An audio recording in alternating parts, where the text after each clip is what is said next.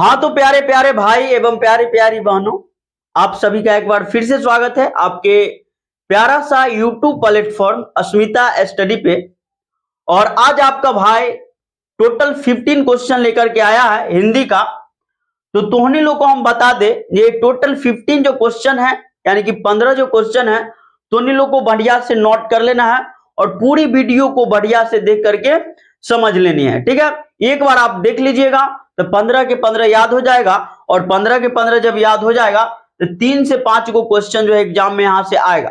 हम ऐसा नहीं कहेंगे जो 15 के 15 ही आएगा, ठीक है, या 10 को आ जाएगा, फेंकना तो है नहीं। टोटल हम जो है 100 क्वेश्चन करवाएंगे। अगर आप पूरा 100 क्वेश्चन देख लेते हैं, टॉप 100 क्वेश्चन, तो फिर दूसरा वीडियो या फिर दूसरा क्वेश्चन याद करने की आवश्यकता नहीं है। ठीक है, तो हम पहले 15 लेकर के आए हैं, बाद में जो हम पूरा एक के बाद एक वीडियो जो है आपको लाते रहेंगे। ठीक है, तो चलिए सबसे पहला क्वेश्चन आप लोगों का है क्या, कह रहा नाखून क्यों बढ़ते हैं, यह प्रश्न लेखक के आगे उपस्थित हुआ। ठीक है, यानी कि नाखून क्यों बढ़ते हैं यह प्रश्न जो है लेखक के सामने कैसे उपस्थित हुआ। तो ये क्वेश्चन है आप लोगों का। आंसर देखिए, आंसर सिंपल लिखेंगे, नाखून क्यों बढ़ते हैं यह प्रश्न लेखक के सामने उनकी छोटी पुत्री द्वारा एक दिन, ठीक है, एक दिन उपस्थित किया गया। ठीक है, यानी कि लेखक का जो छोटी पुत्री थी, छोटी बिटिया थी, वो लेखक से एक दिन लेखक से पूछ देती है जो पिताजी ये नाखून जो है क्यों बढ़ता है। ठीक है, तो हम सिंपल लिखेंगे जो नाखून क्यों बढ़ते हैं ये प्रश्न लेखक के सामने जो है उनकी छोटी पुत्री को द्वारा एक दिन उपस्थित हो गया। ठीक है, चलिए इस प्रकार इस प्रश्न ने लेखक को इसका विचार करने के लिए आंदोलित कर दिया। और इस प्रकार ये जो प्रश्न था लेखक के मन में जो है कहीं ना कहीं एक अजीब सा जो है आंदोलन रूपी भावना जो है जागृत कर देता है। ठीक है, चलिए तो 1 नंबर प्रश्न हुआ आपका सॉल्व, और आप लोग इसका स्क्रीनशॉट लेते चलिएगा। ठीक है, स्क्रीनशॉट लेते चलिएगा। चलिए अगला क्वेश्चन जो है तोहनी लोग का वो का है, कह रहा मां मंगू को अस्पताल में क्यों नहीं भर्ती कराना चाहती थी। यानी कि ये जो मम्मी थी, मंगू के मम्मी, वो मंगू को अस्पताल में क्यों नहीं भर्ती कराना चाहती थी। तो तोनी लोग पढ़ा होगा, माँ कहानी पढ़ा होगा तो पता होगा। ठीक है, देखो कह रहा है माँ अस्पताल की व्यवस्था से मन ही मन कांप जाती थी। ठीक है, वह लोगों को अस्पताल के लिए गौशाला की उपमा देती थी। यानी कि माँ जो है अस्पताल के नाम सुनते ही जो है थोड़ा हिचकने लगती थी, मन ही मन कांपने लगती थी, और वो कहती थी जो यह अस्पताल जो है गौशाला के बराबर है। अस्पताल क्या है, गौशाला के बराबर है। मंगू बिस्तर पर पैखाना पेशाब कर देती थी, वह खिलाने पर ही खाती थी।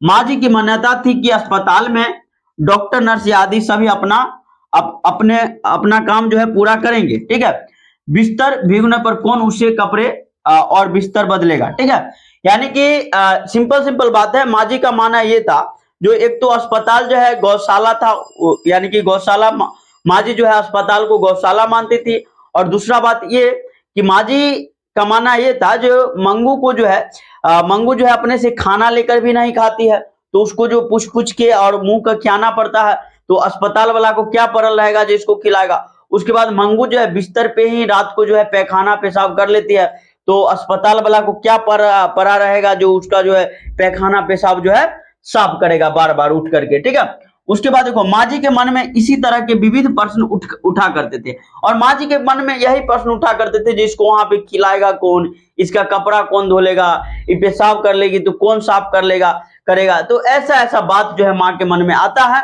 तो माँ जी जो है यही कारण रहता है जो माँ जी जो है अस्पताल में मंगू को भर्ती नहीं कराना चाहती है। सिंपल था बात था, आप लोग इसका स्क्रीनशॉट ले लीजिए, बाकी हम कारण बता दिए हैं। चलिए अगला क्वेश्चन आप लोगों का, पपाती कौन थी और वह शहर क्यों लाई गई थी। ठीक है, पपाती कौन थी और वह शहर क्यों लाई गई थी, ये क्वेश्चन है आपका नगर कहानी से। ठीक है, नगर कहानी से पपाती कौन थी और वह शहर क्यों लाई गई थी। सिंपल है, लिखेंगे पपाती बल्ली अम्माल की लड़की थी, वह शहर के बड़े अस्पताल में इलाज के लिए लाई गए थे ना। ठीक है, पपाती जो थी बल्ली अम्माल की लड़की थी, और वह शहर के बड़े अस्पताल में इलाज के लिए जो है लाई गई थी। ठीक है, क्योंकि उसे बुखार था और गांव के प्राइमरी हेल्थ सेंटर के डॉक्टर ने इसकी सलाह दी थी। और गांव के उसको थोड़ा सा बुखार था, बुखार तो नहीं था, बहुत बड़ा बीमारी था उसको, मेनिंजाइटिस टाइप का कोई बीमारी था। और गांव का जो डॉक्टर था, जो प्राइमरी डॉक्टर था, उसको क्या कर दिया, शहर में बोला कि जो सवेरे वाला गाड़ी है उससे शहर निकल जाने है आपको, तो शहर में ट्रांसफर कर दिया था। एक तरह से हम कह सकते हैं रेफर बोला जाता है उसको, ठीक है। चलिए, तो इस प्रकार आप लोग इसका आंसर लिख सकते हैं। चलिए, अगला क्वेश्चन है आपका, लक्ष्मी कौन थी, उसकी पारिवारिक स्थिति का चित्र प्रस्तुत करें। तो लिखेंगे लक्ष्मी उड़ीसा के दलई बांध के किनारे रहती थी। लक्ष्मी जो है उड़ीसा के दलई बांध के किनारे रहती थी, यानी कि लक्ष्मी का घर जो है उड़ीसा के दलई बांध के किनारे था, ठीक है। उसका जो पति था, उसका पति लक्ष्मण, लक्ष्मी का पति क्या था, लक्ष्मण, कलकत्ता में रहता था, कलकत्ता में नौकरी करता था। उसकी 4 संतानें थी, ठीक है। लक्ष्मी का जो पति था उसका क्या नाम था, लक्ष्मण था। और लक्ष्मी की 4 गो संतान था, ठीक है, 4 गो बाल बच्चा था। मतलब बड़ा लड़का का नाम था अच्युत, 2 बेटियां थी गोदी में, ठीक है, एक छोटा लड़का, ठीक है, एगो छोटा लड़का था गोदी में, 2 गो बेटियां जो है अच्युत से छोटी थी, और उससे भी 2 गो छोटी बेटियां के बाद जो है एगो छोटा लड़का था जो गोदी में था, ठीक है। उसको 1 बीघा जमीन तथा कुछ मवेशी थे, यानी कि लक्ष्मी को 1 बीघा जमीन था जो उसका पुश्तैनी जमीन था, और इक्का दुक्का मवेशी था, गाय था और बकरी उकरी भी था, ठीक है। जमीन में बाढ़ और, ठीक है, सूखा खेती नष्ट कर देता था। और जमीन का में जो वो जो खेती करती थी लक्ष्मी, जो भी खेती करती थी उसको बाढ़ और सूखा क्या करता था, नष्ट कर देता था, ठीक है। इसलिए लक्ष्मण के भेजे हुए पैसे तथा दूसरे के घर में काम का कुछ पैसे कमाकर लक्ष्मी सबका गुजारा करती थी। और इसलिए लक्ष्मी क्या करती थी, दूसरे के यहाँ, ठीक है, कुछ काम किया करती थी, जिससे कुछ पैसा हो जाता था, तो अपना जो है घर का गुजारा करती थी, घर चलाती थी। सिंपल सिंपल आप लोग छोटा सा आंसर इसका लिखिएगा, ये थोड़ा बड़ा हो जाता है।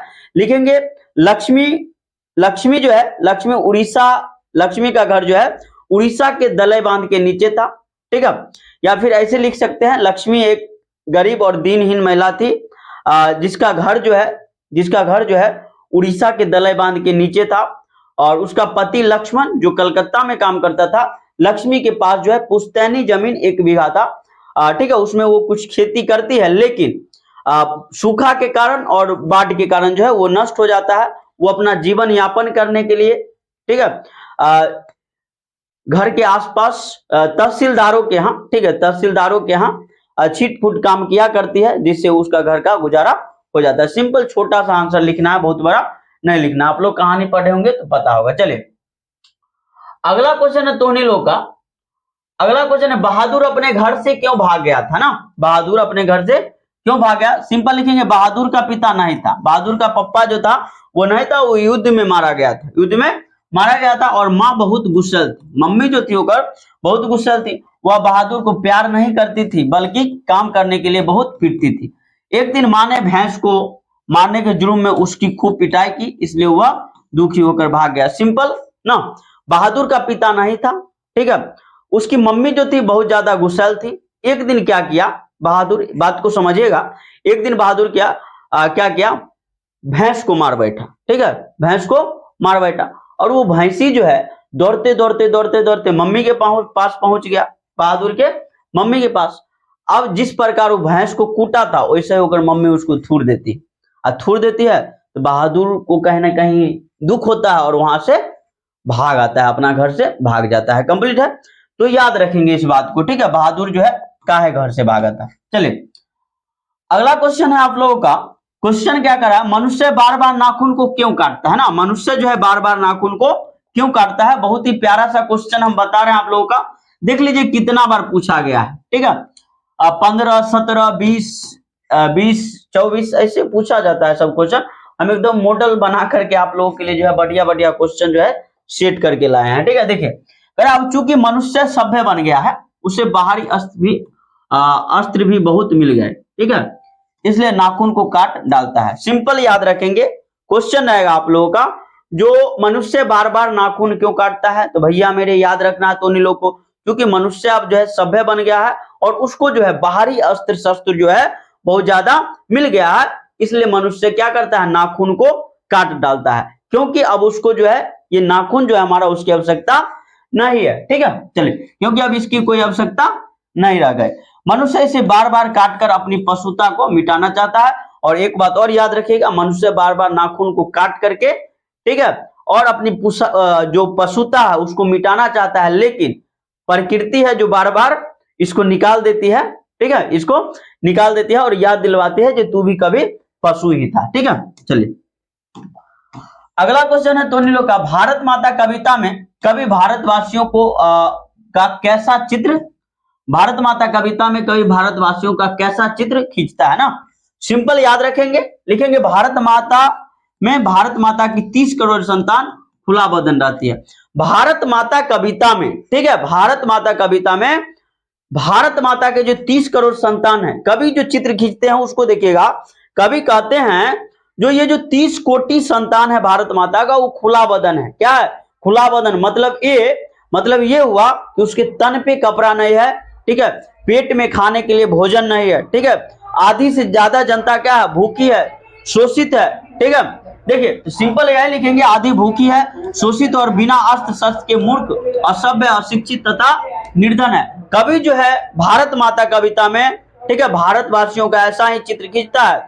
कहते हैं कवि जो 30 करोड़ जनता जो है भूखी है, अर्धनग्न है, मतलब कि आधा बॉडी पे तो कपड़ा है लेकिन आधा पे नहीं है, शोषित है, और उसके पास जो है न शिक्षा है न सभ्यता है, और सब के सब क्या हो गया है, मूर्ख हो गया है। मतलब शोषित होगा तो मूर्ख होबे करेगा, असभ्य होबे करेगा। चलिए, तो इसका स्क्रीनशॉट भैया मेरे आप लोग ले लीजिएगा और याद करते चलिएगा, ठीक है। चलिए, अगला क्वेश्चन तो लोग का, कविता के आधार पर भक्त और भगवान के बीच संबंध पर प्रकाश डालिए, अथवा मेरे बिना तुम प्रभु कविता का केंद्रीय भाव क्या है। ये दो क्वेश्चन हो जाता है, ठीक है, एगो इधर लिखेंगे, एगो इधर है। देखिए, कविता के आधार पर भक्त और भगवान के बीच संबंध पर प्रकाश डालिए, यानी कि ये जो आपका कविता है मेरे बिना तुम प्रभु, मेरे बिना तुम प्रभु, इसके आधार पे जो है तोनी लोग का जो है लिखना है, ठीक है, प्रकाश डालना है, अथवा मेरे बिना तुम प्रभु कविता का केंद्रीय भाव लिखना है। तो दूगो क्वेश्चन आ जाता है, जैसे पूछे घुमा के तोने लोग याद करेगा। देखो, भक्त और भगवान के बीच अन्योन्य संबंध माना गया है, दोनों ही एक दूसरे के पूरक है। भक्त और भगवान दोनों क्या है, एक दूसरे का पूरक है, यानी कि भक्त के बिना भगवान अधूरा है, भगवान के बिना भक्त अधूरा है। समझ में आ रहा है? देखिए, जो संबंध जल और जलपात्र का होता है, प्याला तथा मदिरा का होता है, वही संबंध भक्त और भगवान का होता है। कहने का मतलब ये, जो जल पात्र के बिना जल क्या है, जल का कोई वैल्यू नहीं है, प्याला के बिना मदिरा का कोई वैल्यू नहीं है, ठीक उसी प्रकार भक्त के बिना भगवान का कोई वैल्यू नहीं है, ठीक है। चलिए, अगर जल के बिना जलपात्र सूना लगता है तो जलपात्र के बिना जल भी बिखर जाता है, तथा प्याले के बिना, ठीक है, प्याले के बिना देखिए मदिरा, और मदिरा के बिना प्याला क्या है, अस्तित्वहीन है, अस्तित्वहीन है। मदिरा के बिना प्याला क्या अस्तित्वहीन है। उसी तरह भक्त बिना भगवान और भगवान के बिना भक्त अस्तित्वहीन है, ठीक है। जिस प्रकार मदिरा के बिना, ठीक है, मदिरा के बिना प्याला और प्याला के बिना मदिरा अस्तित्वहीन है, उसका कोई अस्तित्व नहीं रह जाता है, ठीक उसी प्रकार भक्त के बिना भगवान अस्तित्वहीन है। जब भक्त ही नहीं रहेगा तो भगवान का नामो निशान मिट जाएगा, याद रखिएगा ये बात, ठीक है। चले, ये है आपका क्वेश्चन, ठीक है। क्वेश्चन क्या है, कविता के आधार पर भक्त और भगवान के बीच संबंध पर प्रकाश डालिए, ठीक है, अथवा मेरे बिना तुम प्रभु कविता का केंद्रीय भाव, तो लिख दीजिएगा आप लोग। चलिए, स्क्रीनशॉट लेते चलिएगा। और अगला क्वेश्चन कर रहा है, कवि अगले जीवन में क्या क्या बनने की संभावना व्यक्त करता है और क्यों, ठीक है।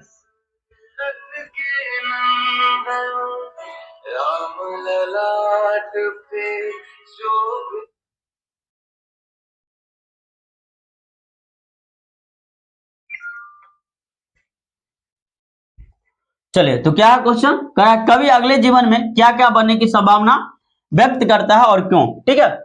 चलिए देखेंगे, कवि अगले जीवन में मनुष्य, अबाबिल, कौवा, हंस, घुंघरू, उल्लू, सारस इत्यादि बनने की संभावना व्यक्त करता है। क्यों करता है, तो लिखेंगे क्योंकि ये सभी गांव के जीवन के अंग है। ये जो अबाबिल हो गया, कौवा हो गया, हंस हो गया, घुंघरू हो गया, उल्लू हो गया, सारस हो गया, ये सब गांव के जीवन का अंश है भाई मेरे, आप लोग याद रखिएगा। ठीक है। और क्योंकि कवि जो है गांव के जीवन के अंग है, ये सब गांव के जीवन के अंग है, और कवि अगले जीवन में अपने गांव में ही लौट कर आना चाहते हैं, गांव के पगडंडियों पर चलना चाहते हैं, ठीक है। तो यही इसीलिए जो है कवि अगले जीवन में ये सब बनना चाहते हैं, ये सब बन के आएंगे तो हम अपना गांव का जो है आनंद लेंगे। चलिए इसका स्क्रीनशॉट आप लोग लेते चलिएगा। और अगला क्वेश्चन तो लोग का 10 नंबर का क्वेश्चन है। अब क्वेश्चन क्या करा है, अक्षर ज्ञान कविता में बेटे के आंसू कब आते हैं और क्यों, ठीक है। अक्षर ज्ञान कविता में बेटे के आंसू कब आते हैं और क्यों आता है, ये बात पूछ रहा है। तो लिखेंगे अक्षर ड, नहीं लिख पाने की विफलता में बेटे को आंसू आ जाते हैं, ठीक है। क्योंकि उसे मां से बहुत प्यार है, और ड लिख लेने की विफलता में वह मां की गोदी में बैठने की आशा करता है और आंसू छलक पड़ता है, ठीक है। ड नहीं था, अंग लिखेंगे, ठीक है, अंग, ठीक है। देखिए यहाँ पे क्या होता है, अक्षर ज्ञान कविता में जो बेटा जो बार बार अंग लिखने में जो विफल हो जाता है, ठीक है, इसीलिए कहीं ना कहीं उसके आंख में जो आंसू छलक जाता है। और कहीं ना कहीं ये ड तो लिख लेता है, लेकिन माँ की गोदी में बैठने का जो विफलता होता है, ठीक है, माँ की गोदी में बैठने का जो, यानी कि ये जो आप देख रहे हैं यहाँ पे, ये जो आप देख रहे हैं ये, ठीक है, इसको जो है बेटा माँ मानता है, ठीक है, और इसको, ठीक है, इसको जो है बेटा मानता है। तो यही गोदी में बैठाने के कारण क्या हो जाता है, वह विफल हो जाता है, और विफल जब होता है तो वो रोने लगता है। कंप्लीट है। चलो स्क्रीनशॉट तो नहीं लोग लेते चलेगा, आगे बढ़ते हैं। टोटल 15 क्वेश्चन हम लिए हैं ना, तो 15 बताएंगे। हिरोशिमा में मनुष्य की साखी के रूप में क्या है, हिरोशिमा में मनुष्य के साखी के रूप में क्या है, तो देखेंगे जो हिरोशिमा में मनुष्य की साखी के रूप में क्या है। देखिए लिखेंगे हिरोशिमा में मनुष्य की साखी के रूप में पत्थर पर अंकित मानव की जली हुई छाया, ठीक है। हिरोशिमा में मनुष्य की साखी के रूप में उसका जो पत्थर पे जो मानव का जो जली हुई छाया है वही है। देखिए आगे कवि क्या कर रहे हैं, कवि कहता है कि झुलसे पत्थरों एवं सीमेंट निर्मित, ठीक है, धारा तल पर बनी छाया दुर्दांत मानवीय विभीषिका की कहानी कहती है, ठीक है। ये जो पत्थर है, झुलसा हुआ पत्थर है, ठीक है, और सीमेंट है, इस पे जो मानव की ये जो पत्थर सीमेंट का जो धारा तल है, उस पे जो मानव का छाया बना हुआ है, यही तो मानवीय विभीषिका की कहानी कहती है, ठीक है। जो कवि जो है यहाँ पे ऐसी विभीषिका हुई, ऐसी घटना घटी जो मानव समाज को जो है झकझोर करके रख दिया, ठीक है। देखिए यह दुर्घटना अतीत की भीषणातम विनाशलीला का सबूत है। इससे पता चलता है कि यह बसा बसाया शहर एक दिन अमेरिका की क्रूरता का शिकार हो गया था। हिरोशिमा जो जापान का बसा बसाया शहर था, वहां पे अमेरिका की क्रूरता के कारण, ठीक है, वहां पे परमाणु बम जो है गिरा दिया जाता है, ठीक है, परमाणु बम गिरा दिया जाता है, और एक बसा बसाया शहर क्या हो जाता है, तहस नहस हो जाता है। बसा बसाया शहर तहस नहस हो जाता है। इससे मानव जाति पर प्रश्न चिन्ह खड़ा कर दिया था, और ये कहीं ना कहीं मानव जाति पे भी प्रश्न चिन्ह खड़ा करता है कि मानव इतना ज्यादा गिर गया, ठीक है, या इतना ज्यादा डेवलप कर गया जो उसी का बनाया हुआ अस्त्र उसी को परेशान कर रहा है, उसी को नुकसान पहुंचा रहा है, ठीक है। देखिए कि जब मानवीय मूल्य में ह्रास होता है तब मानवता का लोप हो जाता है। जैसा कि 1945 ईस्वी में अमेरिका ने अपनी धाक जमाने के लिए हिरोशिमा पर बम गिराकर नृशंसता का सबूत पेश किया, जिसका स्मरण कर मनुष्य आज भी सिर उठता है। और कहीं ना कहीं अमेरिका जो है दुनिया में अपनी धाक जमाने के लिए 1945 ईस्वी में हिरोशिमा पे जो बम फेंका, ठीक है, जो परमाणु हमला किया, वो कहीं ना कहीं पूरे मानव समाज को, ठीक है, अंदर से तो झकझोरता ही है, ठीक है। और कहीं ना कहीं ये अमेरिका जो है बहुत गलत किया, ऐसा नहीं करना चाहिए। निरंकुशता का क्या करता है, सबूत पेश करता है अमेरिका, वो दिखाता है जो है सो हम ही है, लेकिन यहाँ पे पूरा मानव समाज जो है थर्रा जाता है, कांप जाता है, ठीक है। ये एक पूरा मानव समाज से ये सवाल रहेगा, ठीक है। आजकल हमारे बगल वाला देश भी जो है बहुत हमला कर धमकी देते रहता है, देखते हैं आप लोग। हिरोशिमा में मनुष्य की साखी के रूप में क्या है, ठीक है, ये क्वेश्चन था, और ये है टोनी लो का आंसर। याद कर लेगा सब, ठीक है, पूछता है एग्जाम में, फिर बाद में नहीं कहेगा जब भैया नहीं बताया। देखिए कवि ने जनता को दूधमुही क्यों कहा, ठीक है, कवि जो है जनता को दुधमुही क्यों कहा? तो लिखेंगे कवि ने जनता को दुधमुही इसलिए कहा क्योंकि कवि ने जनता को दुधमुही इसलिए कहा क्योंकि उसे खुद का एहसास नहीं है और शोषण करने वाले जब चाहते हैं उन्हें अपने अपने अपने हित के लिए अपने अपने सजावट के लिए उपयोग कर लेते हैं। जनता को दुधमुही बच्ची की तरह जंतर मंतर के खिलौने में बहला दी जा सकती है। ठीक है, यानी कि कवि जनता को दुधमुही सांप इसलिए कहते हैं क्योंकि कवि जानते हैं कि ये जनता जो है ये बहुत समय से शोषण हो रही है और ये जनता मूर्ख है। ठीक है, बड़े बड़े नेता लोग, ठीक है, बड़े बड़े नेता लोग जिस तरह जनता को जो है शोषण करते हैं, ठीक है, इससे पता चला है कि जनता दुधमुही है, जनता को जिधर चाहे उधर जो है घुमाया जा सकता है। ठीक है, अपने हित के लिए, ठीक है, अपने सजावट के लिए उपयोग में ला सकते हैं। जनता जो है दुधमुही बच्ची की तरह है, ठीक है, और इसको जो है जंतर मंतर जैसा खिलौना दे करके ठगा जा सकता है। कंप्लीट है। आंसर आप लोग लिखिएगा, यहाँ पे स्क्रीनशॉट कर लेते रहिएगा। चलिए अगला क्वेश्चन है तोनिलो का, हिरोशिमा कविता से हमें क्या सीख मिलती है? तो एक क्वेश्चन और था हिरोशिमा से, एक क्वेश्चन और हम लिए हैं, तो लिखेंगे हिरोशिमा कविता से क्या सीख मिलती है। देखिएगा आप लोग, लिखेंगे हिरोशिमा कविता अतीत की भीषणतम मानवीय दुर्घटना का ही साक्ष्य नहीं है बल्कि आणविक आयुधों की होड़ में फंसी आज की वैश्विक राजनीति के उपजते संकट की आशंकाओं से भी जुड़ी हुई है। ठीक है, यानी कि हिरोशिमा कविता जो है कहीं ना कहीं अतीत में जो भीषणात्मक घटना हुआ, ठीक है, वो तो उसका साक्ष्य तो है ही, लेकिन अभी के समय में जो बदलते राजनीति है, वैश्विक राजनीति में जो बदलाव आ रहा है, ठीक है, उसको भी हमको जो है कहीं ना कहीं संभालने की आवश्यकता है।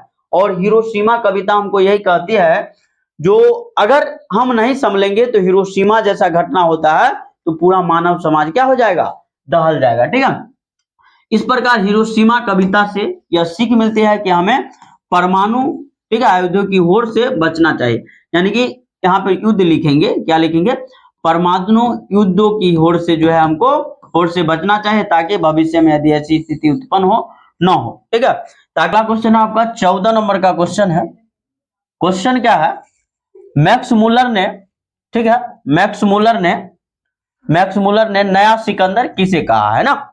मैक्स मुलर जो है नया सिकंदर किसे कहा है, तो आप लोग जरा समझिएगा, जो मैक्स मुलर नया सिकंदर किसे कहते हैं? जो व्यक्ति भारत के धार्मिक, सांस्कृतिक, प्राकृतिक एवं राजनीतिक गौरवपूर्ण इतिहास से अनजान है, उसे ही लेखक ने नया सिकंदर कहा है।